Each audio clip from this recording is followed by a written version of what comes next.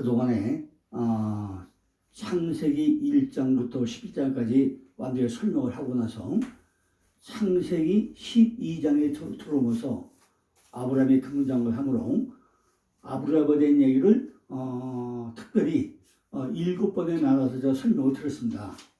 뭐냐면요, 우리가 창세기 12장에 아브라함이 믿음의 조상으로 등장을 하는데, 우리가 성경을 보면서 원어를 보지 않고는 안 되는 부분, 그걸 특별히 7개를 선정을 해가지고 제가 설명을 드렸습니다. 일주 동안. 뭐냐면은 창세기 10장에 맨 먼저 뭐였죠? 레크레카, 내가 내게 시랄 땅으로 가라. 이것이 친척과 본토와 아비집, 지역에서 떠나라고 하라. 뭐라 했죠? 나이 다 된 것, 내 인격이 형성된 것, 조상태로 내려온 것, 이렇게 원어를 보자면 안 되는 부분을 또 설명을 드렸습니다. 또 두 번째는 갈대우로 떠나가지고 점점 남방까지 가는 과정, 왜 아브라함을 선택을 해가지고 점점 바짝 말려버리게 하는지, 그 심정이 마른 땅으로 인도하는지 그것도 말씀드렸고, 세 번째는 창세기 14장에 318명, 이것이 사람 숫자가 아니라 그 의미가 할례다. 할례, 내 안에 있는 다섯 왕, 네 왕, 마물의 아내와 에스겔 골짜기와 형제로 묶여있는 거 다 잘라버리는 거, 이것이 318이다. 할례다. 그걸 오늘 보면 안 된다는 말씀했죠. 네 번째는 창세기 10장에 8일 만에 할례를 받으라. 할례가 뭐냐? 할례. 잘라버린 뭐냐? 설명했고요. 그것도 오늘을 보면 안 된다고 했죠. 그 다음에 다섯 번째는 창세기 15장에 하나님의 의, 아브라함의 의로 여겼더라. 의로 여겼더라는 말씀을 들으세요. 또 여섯 번째는 뭐죠? 아브라함이 했고, 그 다음에 여섯 번째는요, 아마루와 따바루, 아브라함에 의해서 아마루와 따바루, 아브라함에게 말씀하시는데 앞에 거는 아마루고 뒤에 따바루다. 이렇게 모두에서 완벽히 의한 거 다 다르게 했죠. 어제는 뭐죠? 어제는 부엘셰바가 베르세바, 부엘셰바, 완벽히 다르다고 그랬어요. 이걸 원어로 하면 더 분간이 못한다. 그러니까 우리는 완벽하게 히브리어를 통해서요, 완벽하게 우리가 성경을 정확하게 전달할 수가 있다고 설명을 들었습니다. 앞으로도 가면서요, 계속 이렇게 꼭 원어가 아니면 안 되는 부분들은요, 제가 원문을 써고 설명을 하겠습니다만은, 우리 모든 목회자들이나 성도들이 정말 원어를 왜 봐야 되는지 분명히 우리 이해해야 된다. 자, 이거 잘 써놨는데요, 오늘은 이제 아브라함의 일생 7876에 대한 말씀을 좀 간략하게 설명을 드리고자 합니다.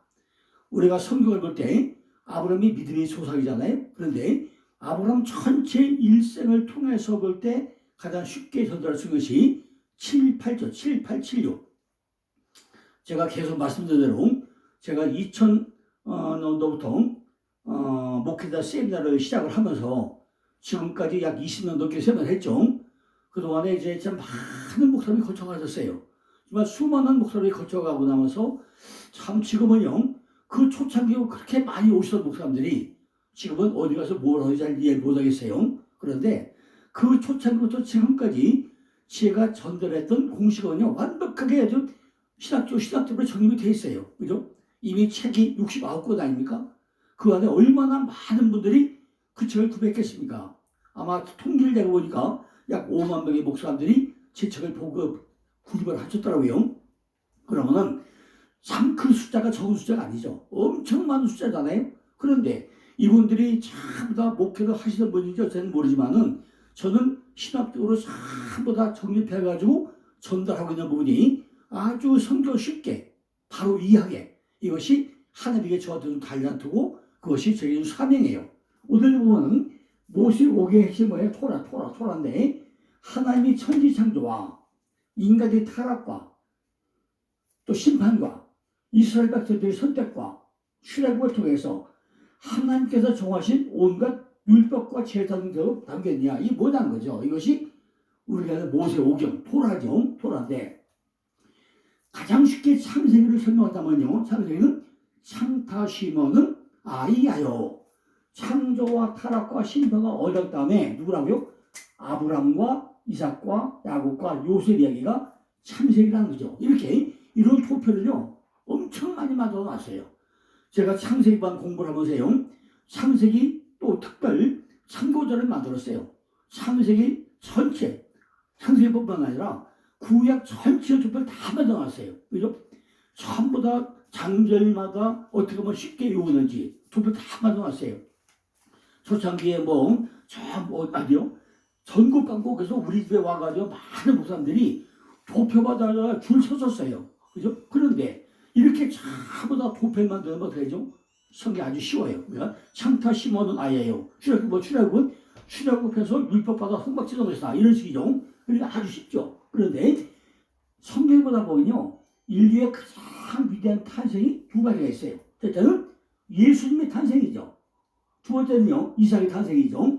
25년 동안 기다렸다가 결국 우리에게 기쁨을 주고 기적의 탄생적을 하고 핍박에 따르고 죽음과 부활을 경험하는 분이 바로 예수님과 이삭의 죽음이죠. 우리가 이걸 통해서 성경을 어떻게 볼 것이냐 잘 이해해야 되는데 오늘 제가 아브라함 일생을 표하늘에다가 설명을 드릴 것입니다. 그리고 내일은요 아브라함의 5대 제단에 대해서 제가 특별히 또 설명을 드리고자 합니다. 아브라함의 5대 제단이요 대단히 중요하죠. 우리가 일생을 제단 쌓는 사람들이기 때문에 아주 중요합니다. 그래서 내일은요 제가 아브라함의 5대 제단을 특별히 내일 그거만 잘라가지고 설명을 드리고자 합니다. 지금까지 우리가 창세기를 보세요.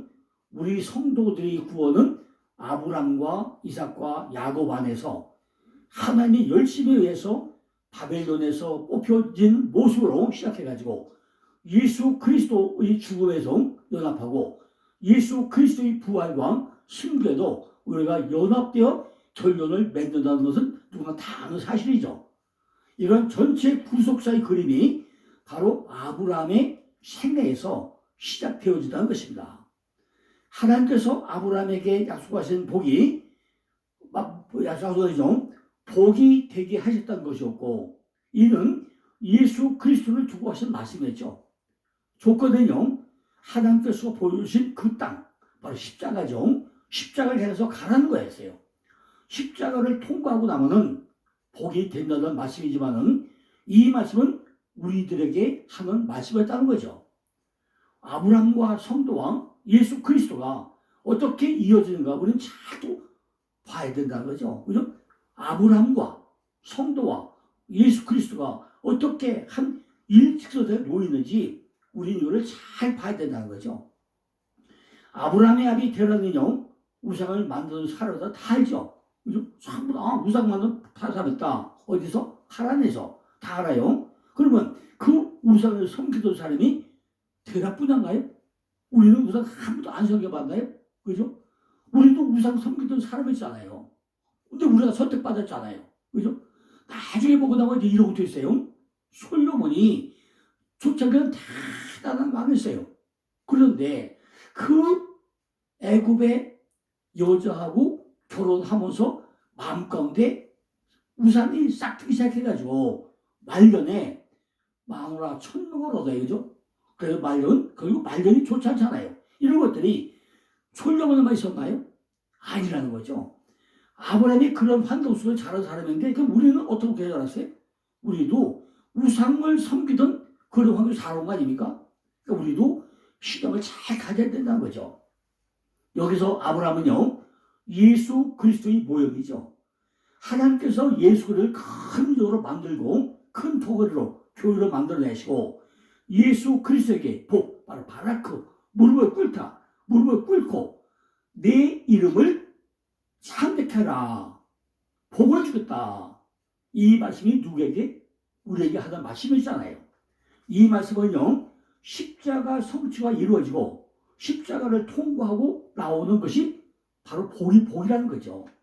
그런데 아브라함이 누굴 데리고 가죠? 조카 롯을 데리고 롯이 뭐죠? 비밀이야 비밀. 장대 안에 매드는 롯뱀의 비밀이 바로 롯. 조카 롯이 비밀이에요. 그러니까 조카 롯을 아브라함이 데리고서 갔다가 나중에 13장에서 헤어지죠. 그러니까 우리 속에 뭐가 있어요? 비밀이 있어야 돼요. 우리 속에도 그 비밀이 뭐예요? 십자가에 못 박힌 예수 그리스도를 상징하는 조카 롯이 우리도 같이 동행하고 데려간다는 거죠. 그럼 그건 왜 봐요? 십자가에 달린 못을 바라보면서 뭘 봐요? 내가 나를 봐야 된다는 거죠. 장대에 달린 십자가를 바라보면서 왜 십자가의 장대를 못 박아 죽였나?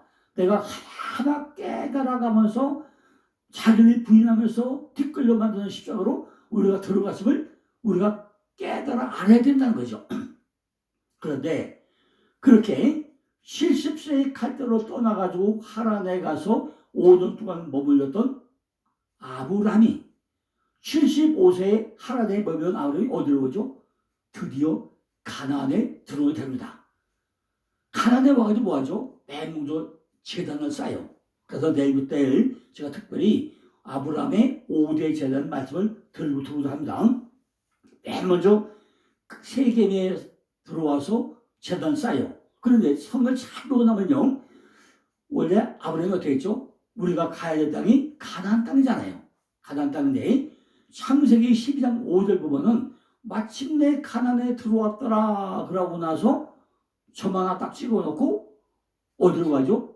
12장 5절에 점 찍고 어디 가죠? 12장 6절에 세겜에 가가지고 여호와 이름을 불러요. 제단 쌓죠. 그죠? 그러니까 이런 것들을 우리가 잘 주의봐야 되는 거죠. 아브라함은요, 세겜, 우리 어깨, 어스스요. 그 세겜 땅이 뭐, 여기는 마콤, 여기서 그 땅이 마콤이 뭐죠? 내 안에 교회. 마콤이 세워질 자, 설자리, 바로 교회예요. 세겜 땅 모래, 교사, 지시하는 자, 거기에 누가 상수리나무, 상수리는 뭐죠? 위 등클이 잘려도 새싹이 나오고 돋아나게 하는 나무, 그게 상수리나무예요.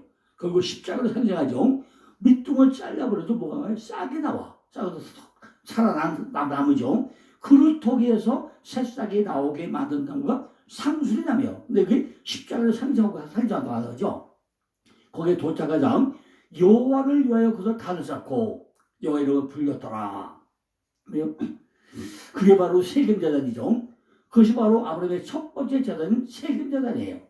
세겜은 어깨라는 뜻인데 우리의 죄짐을 자신 지시고 십자가에서 대신 죽으신 예수님을 상징하는 곳이죠. 그죠?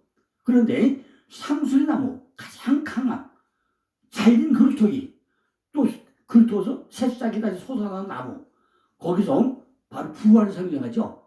부활을 영적으로 상징하는 십자가 나무가 바로 상수리나무. 그루터기 잘라도 새싹이 나와서 다시 나온 것이 뭐죠? 죽었다가 부활하는 그걸 상징하고 있다는 거죠. 그죠? 바로 복음으로 거듭나면, 그죠? 물려 성령으로 거듭나면 천국에 들어갈 수 있다는 얘기죠. 아브라함은 그곳에서 지난 과거를 전부 다 얻다가 상수리나무 밑에 묻어놓고 여호와 이름을 불러모서 그분을 힘으로 삼았다는 거죠. 하나님은 힘으로 삼는 것이 우리의 영역. 우리도 이렇게 큰 말로 세겜자는 쌓아야 돼요. 그것이 영역. 우리도 하나님의 음성을 들어야 된다는 거죠. 떠날 것은 떠나고 버릴 것은 버려야 되는데, 그럼 어디로 가죠? 바로 베델은 뭐죠? 교회죠, 교회. 하나님의 집이란 곳이 베델이죠. 선은 베델이요, 동은 아이라. 아주 샌드위치 땅. 그죠? 선은 베델이요. 그죠? 선은 베델, 양림이죠. 오른편 강도. 베델은 하나님의 집이죠. 동은 미켈레이고, 마시멜 손자죠. 거기에 베델 제단, 베델은 하나님의 집을 짓는 거죠. 그런데 거기서 어떡하죠? 베델의 본이름이 루스는 곡절이 많다는 얘기죠. 우리도 곡절이 있는 자가 교회 온다는 얘기죠. 곡절이 없는 자는 교회 안 온다는 얘기죠. 그것이 곡절이에요. 베델의 본이름은 루스라. 바로 곡절이 있다는 얘기죠. 곡절이 있는 사람이 하나님을 만난다는 거죠. 곡절이 많은 사람이 하나님을 찾는다는 것입니다. 그죠? 내 안에 교회가 지어지고 나면은 내 마음 땅에 기근이 들기 시작하는 거죠. 야, 내가 뭐야 뭐고 기분이 들어요. 그래서 아브라함이 세겜 거쳐가지고 베드로사 산트에도 불구하고 구절시켜야 되니까 그 땅에 기근이 들어가지고 어디로 가죠? 점점 남방으로 갑니다. 남방. 그죠? 점점 남방으로 가가지고 어디까지 가죠? 애국까지 가죠. 애국 뭐하러 가요? 마누라 팔아먹으러 가잖아요. 마누라 팔아먹으러. 그죠? 애국으로 가요. 그러니까 내 안에 교회가 지어주다면은 내 마음 땅에 기분이 들기 시작한다는 거죠. 아브라함은 곧 애국 땅이 세상에서 우리가 세상이죠. 세상으로 내려가요. 아마 아브라함은 거기에서 나타나서 가지고 복을 줄 테니 내가 지하 땅으로 가라고 했던 아마 그 하나님에게 속았구나 하는지 몰라요. 내가 가나안 땅만 가고 나면은 하여튼 복을 준다 했는데 가보니까 저마다 짓고 나서 세겜 가서 여와요 이름 부르고 베델 가서 또 교회 줬음에도 불구하고 점점 뭐 기근이 들어 기근이 그 땅에 기분이 들어요. 그래서 점점 만박으로 하는데 야 하나님 나 이거 왜 보냈지? 나 속인 거 아니야? 아마 이렇게 생각할 수 있었겠죠. 그런데 애국 왕이 자기 아들을 빼앗겨가지고요 자기를 죽일 거라는 염려 때문에 그 마누라를 그죠? 내 누이 아우트 내 누이라고 속여가지고 누이가 뭐야 누이 아우트가 하나님이 성전에 못 박을 십자가가 아우트 그러니까 누이가 뭐죠? 십자가에 못 박혀 죽을 자. 그죠? 그거예요, 바로. 그죠? 하나님이 성전에 못 박은 십자가가 아우트. 그죠? 그거 마누라예요. 그죠? 애굽에 애굽에. 그래서 그 남자에게 왕에게 팔아버려요. 근데 참다 뭐죠? 모든 분들이 다 마누라 팔아먹었다고 끝나고 말아. 근데 제가 보니까 그 얘기가 아니더라고요. 이미 어떻게 했죠? 8절부터 시작해서 9절, 10절에 점점 기운이 들었잖아요. 점점 기근이 들으니까 하나님은 아브라함에게 두 가지 교육을 시키로 애굽에 보냈던 것 같아요. 제가 처음에 좀 이렇게 느낀 것이 뭐냐? 왜 하나님이 아브라함을 애굽으로 보내서 마누라 팔아먹게 만드느냐? 아니 애굽 땅에 가지고 아브라함이 농사 졌습니까? 마누라 팔아먹어서 밤새고 나니까 거부가 됐었죠. 물질을 거부가 됐어요. 그 말은 뭐죠? 아브라함아, 네가 어쩌냐게 마누라 팔아먹었지? 너 농사졌냐? 아니지. 물질의 주인은 바로 내가 물질의 주인이다. 알겠느냐? 이걸 철저하게 교육을 시킨 사건이 한 가지고 두 번째는요.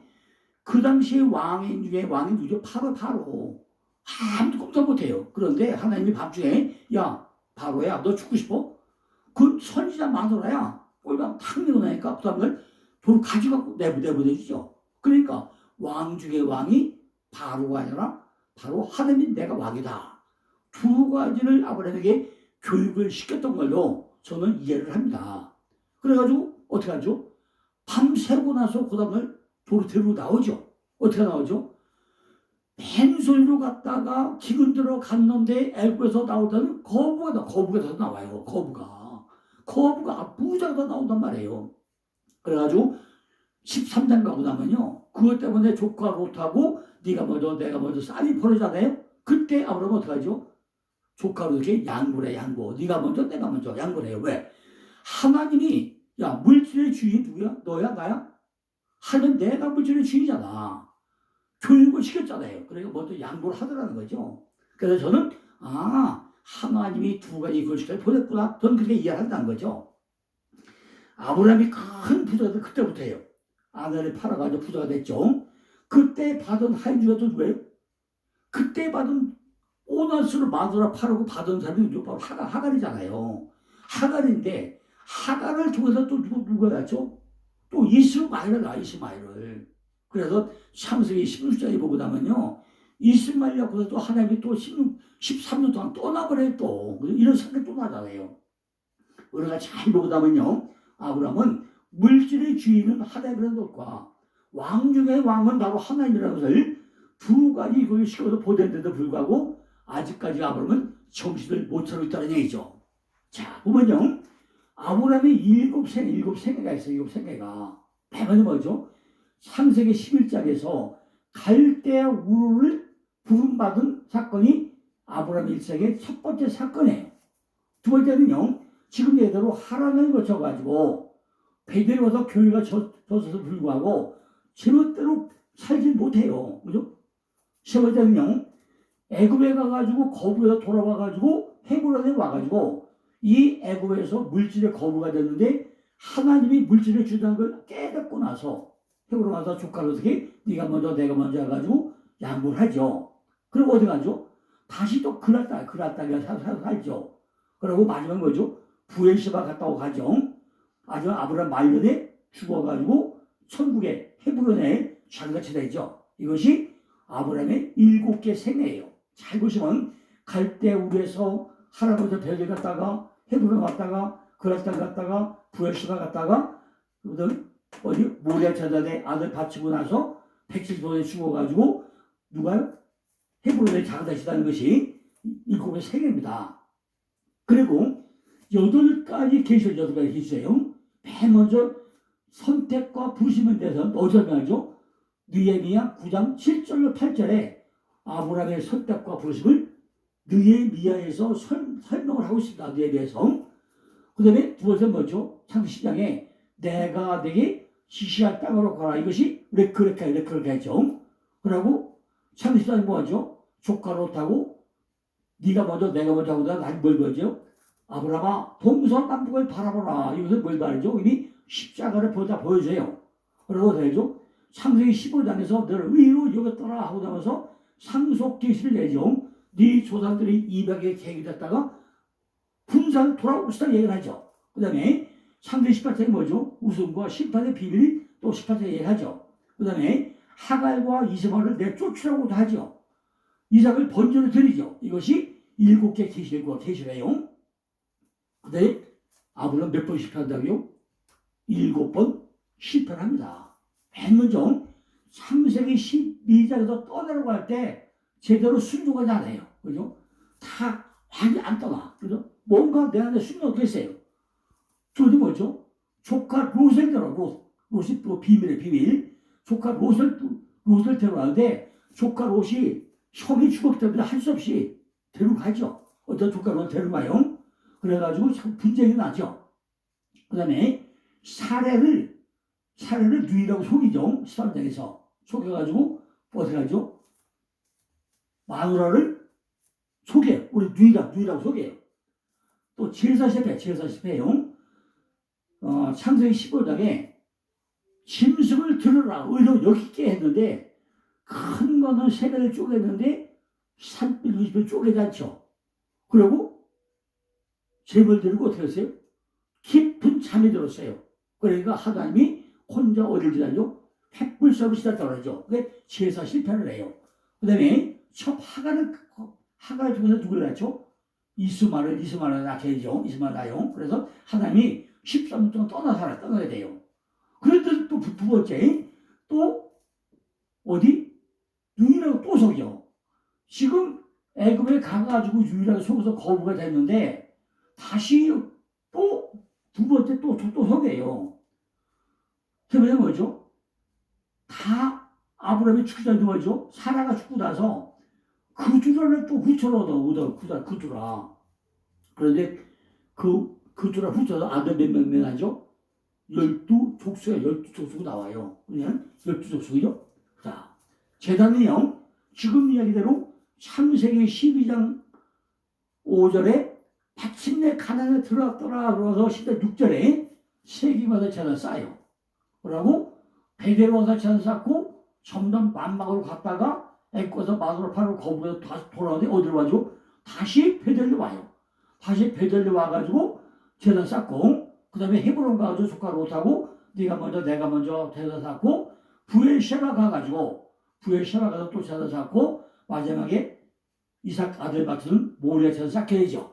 이렇게 아브라함의 제단은요 지형적으로는 5대 제단인데 횟수로는 6번 쌓게 돼. 6번을. 이 얘기는 제가 내일 요거만 5대 제단만 잘라가지고 내일 특별히 다시 또 설명 드리고자 합니다. 이렇게 아브라함이 3점 남방 마른 땅으로 갔다는 것은 뭐죠? 모세가 홍해를 건너서 광야에 들어가는 8점 마른 것과 같은 걸 설명했다는 거죠. 아브라함이 점점 남방으로 내려갔다. 그게 뭐죠? 나중에 모세가 홍해를 건너서 점점 어디 남방으로 광야에 와서 광야가 바짝 마른 땅, 광야로 간 것과 똑같은 사건을 포괄해주고 있다는 거죠. 이는 우리의 구속사를 나타내는 것으로 홍해, 바로 침례죠. 침례 사건인데 홍해를 어떻게 건넜죠? 전부 다 많은 분들이 홍해에서 침례받았다고 하는데 절대 이스라엘 백성 침례 안 받았어요. 홍해는 어떻게 건넜죠? 마른 땅이에요. 마른 땅. 마른 땅을 건너기 때문에 어디 가서 죽여버려요? 광야에 가서 육적소 다 죽여버리는 거예요. 광야에 가서. 그죠? 그러니까 전부 다 홍해를 적용해서 우리 이스라엘이 육적 생명을 말리고 신령한 자로 만들어가지고 성전으로 세우는 과정으로 우리 속에 있는 가나안 7족, 헷기야가 부여, 그걸 전부 다 죽여내는 과정을 설명하고 있다는 거죠. 마침내 가나안에 들어왔다는 것은 천국의 모형이지만 영원한 천국이 아니라는 현세 천국, 그죠? 우리의 심령 천국을 상징하도록 지상에 있는 교회를 말하겠다는 거죠. 아직까지 준비가 안 됐는데 어떻게 가나안 땅에 머물겠습니까? 그러니까 잠깐 점 하나 찍고 나서 나머지 훈련을 다 거치고 나야 마지막에 뭐죠? 175세가 돼가지고 어디 가요? 헤브론으로 막벨리고로 들어가는 것입니다. 그죠? 우리도 이렇게 참담 마른 땅이 되고 내가 다듬어지고 육적인 속성을 다 빼내가지고 내가 해볼 바가 안 되면 대벌가 안 되면은 절대로 천국에 갈 수 없다는 것을 우리에게 미리 보여주겠다는 거죠. 천국에 가는 건 어떻게 해야 돼요?